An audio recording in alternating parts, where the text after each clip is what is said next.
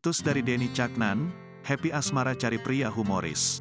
Penyanyi Happy Asmara kini cari pria yang humoris untuk dijadikan pasangannya. Happy Asmara menyampaikan hal tersebut saat tampil di acara FYP yang tayang di kanal YouTube Trans 7, Rabu, tanggal 19 April tahun 2023. Dalam kesempatan itu, Happy Asmara bocorkan tipe pria idaman. Putus dari Denny Caknan, penyanyi Happy Asmara bocorkan tipe pria idaman. Beberapa waktu lalu, Happy Asmara mengungkapkan masih belum ingin mencari pengganti Denny Caknan. Namun kini, pelantun lagu Tak Ikhlasno tersebut membocorkan kriteria pria idamannya. Dalam penuturannya, Happy mengatakan ingin mendapatkan pasangan yang bisa diajak bicara serta humoris.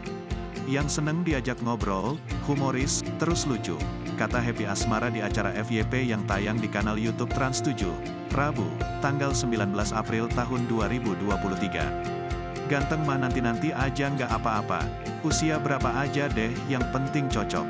Pokoknya cocok aku, sambung yang lain.